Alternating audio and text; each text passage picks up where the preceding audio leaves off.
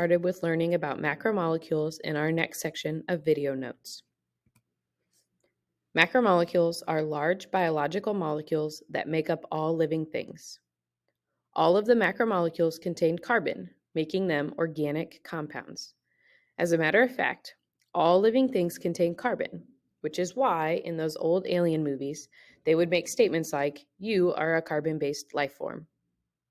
Now, the smallest unit of a macromolecule is called a monomer, meaning one or building block. A monomer is indicated by the contents inside the red box on your screen. Monomers are small repeating units or building blocks of macromolecules.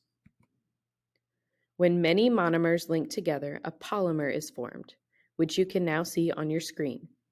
The prefix poly means many. Therefore, a polymer is made up of many monomers. If you haven't guessed it by now, making monomers into polymers is an example of dehydration synthesis because we are building a larger molecule. There are 4 types of macromolecules that we are going to discuss in this note video: carbohydrates, lipids, proteins, and nucleic acids. Carbohydrates are composed of carbon, hydrogen, and oxygen in a 1:2:1 ratio, which is evident by the common formula for carbohydrates seen on your screen. You will notice that there are usually twice as much hydrogen as there is carbon and oxygen atoms. The monomer or building block for a carbohydrate is called a monosaccharide, which when broken down basically means one sugar. The entire function of carbohydrates is to provide the organism with short-term energy storage, as well as provide structural support for plants. Examples of carbohydrates can be seen in starch, glycogen, which can be found in liver and muscles, and is made up of glucose molecules. Sugar molecules such as glucose, fructose, and sucrose, and cellulose, which is a carbohydrate that builds plants' cell walls. If you have not noticed by now, many types of carbohydrates end in OSE or OS. There are 3 main types of carbohydrates. The first, which you previously have just learned about, is known as a monosaccharide and is the building block for all carbohydrates. The example, glucose, on your screen is a carbohydrate. The second type is a disaccharide. The term disaccharide means 2 sugars, and that is just what it is. An example of a disaccharide is seen on your screen with sucrose. Sucrose is the joining of 1 glucose molecule and 1 fructose molecule. And lastly are polysaccharides.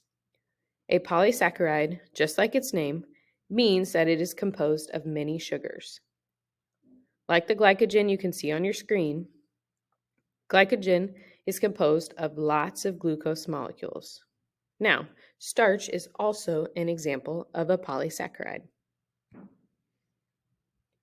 Lipids, on the other hand, are good for long-term energy storage, important for the protection of the cell membrane, and important to organisms' insulation or maintaining body heat. Think of bears hibernating. Now, like carbohydrates, lipids, or fats are composed of carbon, hydrogen, and oxygen. However, there is very little oxygen in a lipid molecule.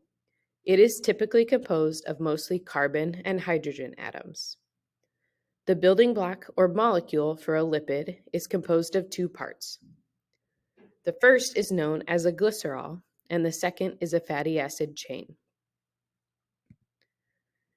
Examples of lipids include fats, oils, waxes, steroids, the good kind, and cholesterol, which in small doses is vital to maintaining the structure of your cell membranes.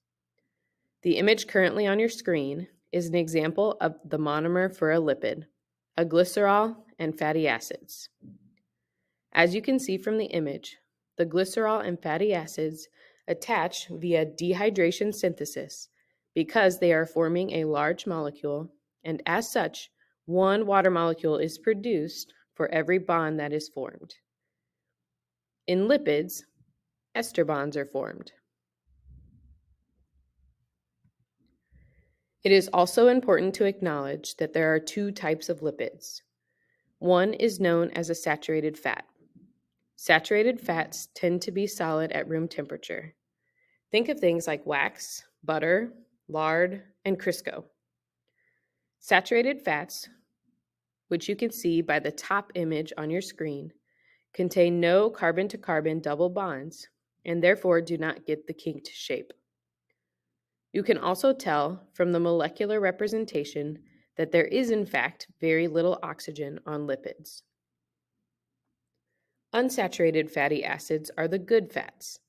They contain at least one double bond, as seen in the image. Unsaturated fatty acids are liquid at room temperature, which is why oils fall into this category. Think of things like olive oil, peanut oil, sesame oil. Lastly, do not forget that lipids will not dissolve in water, which is why they are said to be insoluble in water. Lipids, as such, are hydrophobic, meaning water-hating.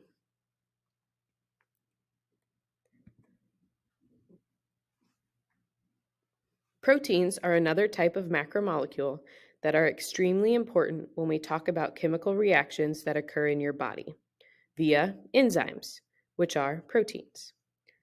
Proteins also regulate other cell processes, give bodies structure, and transport materials into and out of cells. Like you will see in the image on your screen, where water molecules are diffusing through an aquaporin, which is an integral membrane protein.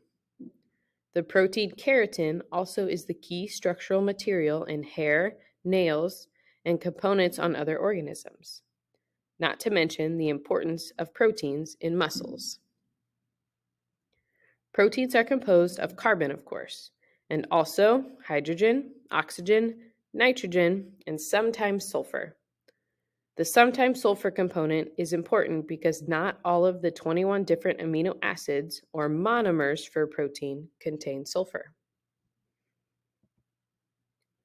We get protein by eating meat and poultry, as well as beans, nuts, vegetables like broccoli, along with eggs and dairy products like milk and cheese. Proteins are essentially made up of long chains of amino acids, held together by a particular type of covalent bond known as a peptide bond.